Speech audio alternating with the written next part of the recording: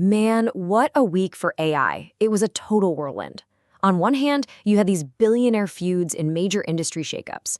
And on the other, you had these life-saving scientific breakthroughs.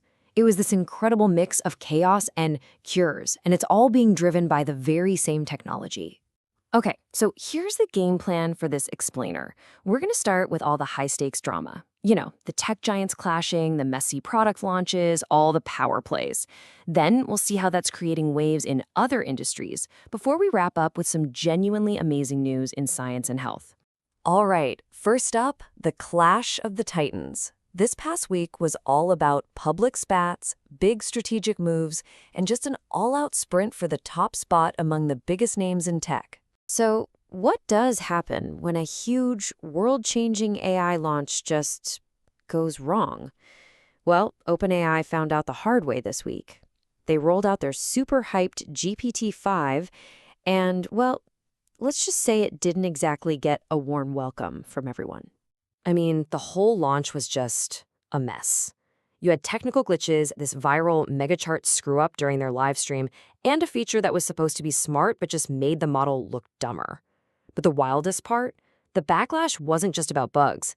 People genuinely missed the personality of the old model, GPT-4o.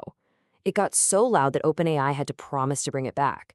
It just goes to show you, tech specs aren't everything. People actually care about character and just knowing what to expect. And you know, while OpenAI was busy putting out fires, the rivalry between Elon Musk and Sam Altman was heating up big time. It really kicked off with this post from Musk basically accusing Apple of rigging the App Store to help OpenAI. And Sam Altman's reply, oh boy, it was just 2 words, skill issue. That's it. And that little comment just lit a match, kicking off this huge, very public back and forth between 2 of the most powerful people in tech. Okay, and this is where the story gets really weird. I mean, you just can't make this up. Musk's own AI, Grok, when asked about the feud, actually sided with Sam Altman. It even brought up Musk's own history of changing algorithms for his benefit. Musk's response was basically that he needed to fix Grok's media diet. It's just bizarre. But look, this isn't just about memes and tweets anymore. This fight is getting real.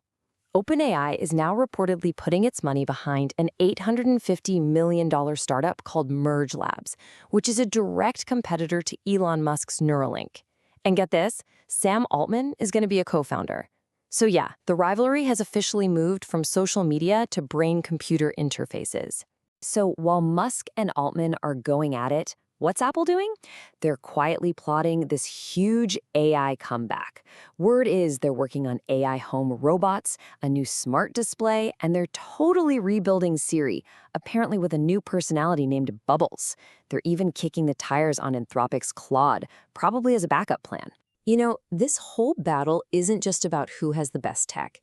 It's about who has the best people. And the talent war is getting vicious.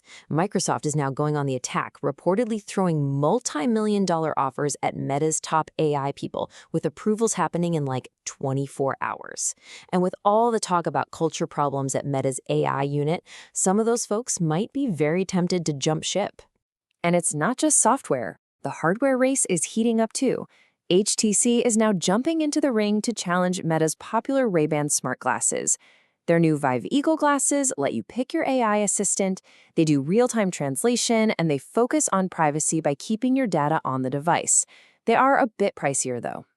And not to be left out, Google just dropped a reminder that bigger isn't always better. They released something called Gemma 3, which is this super small, super efficient model. Get this, it can run like 25 different conversations at once on your phone and use less than 1% of your battery. It's a huge deal for making powerful AI work on any device totally offline. Okay, so with all that drama and innovation, let's look at how it's starting to send shockwaves through, well, pretty much every industry. Because when the tech moves this fast, nobody's safe. Let's start with finance. This story is wild. A former researcher from OpenAI, with literally 0 professional investing experience, just raised $1.5 billion for an AI hedge fund. And check this out. The fund was up 47% in the first half of the year. It really makes you think, maybe being an AI insider is now worth more than a fancy finance degree. And speaking of bold, how about this number? $34.5 billion. That's how much the AI startup Perplexity reportedly offered to buy Google Chrome. Now, okay, it was probably a publicity stunt, but it shows you the sheer guts of these new AI companies. They're not afraid to challenge the biggest names in the game. Now let's talk about an industry that's built on a really simple idea. Consulting. You're looking at a $300 billion industry where the entire business model boils down to one thing: charging for time.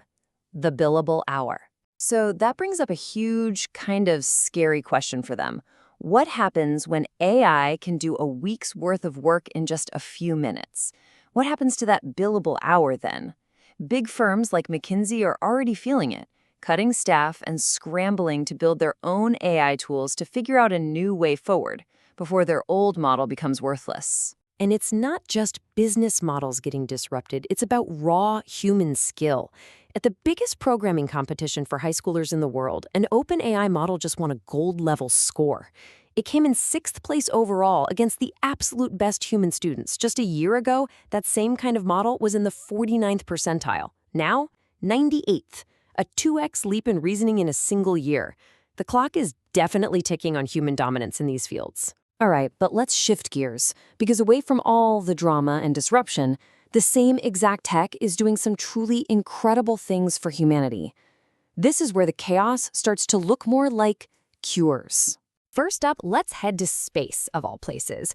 Google and NASA are teaming up to build an AI that can act as the crew's doctor on long missions to Mars, where you can't just call a doctor back on Earth.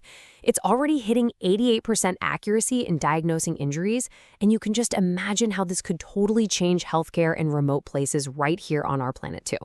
And back here on Earth, AI is taking on one of the scariest threats we face: superbugs. Researchers at MIT used AI to search through 36 million possible compounds to invent 2 brand new antibiotics.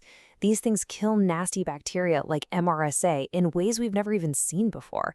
People are saying this could be the start of a second golden age for antibiotics. It's huge. And it gets even more precise. Researchers in Korea are now using an AI to design cancer drugs from scratch. It actually creates molecules designed to attack only the specific mutations that cause cancer, leaving all the healthy cells alone. We're talking about treatments that are way more effective, with way fewer side effects. It's incredible. And finally, in a twist that's almost science fiction, we're using AI to understand, well, us. Meta built an AI that can watch a video and predict with amazing accuracy which parts of your brain will light up. It's giving us this whole new window into how our brains pay attention, make decisions, and feel emotions. So here's the thing. We have this one technology, and in the same week, it's being used to fight superbugs and to fuel billionaire spats. It's at the center of Silicon Valley soap operas, and it's also at the center of life-saving science, which really leaves us with a big question to chew on. Which one of those fights is going to be the one that really defines our future?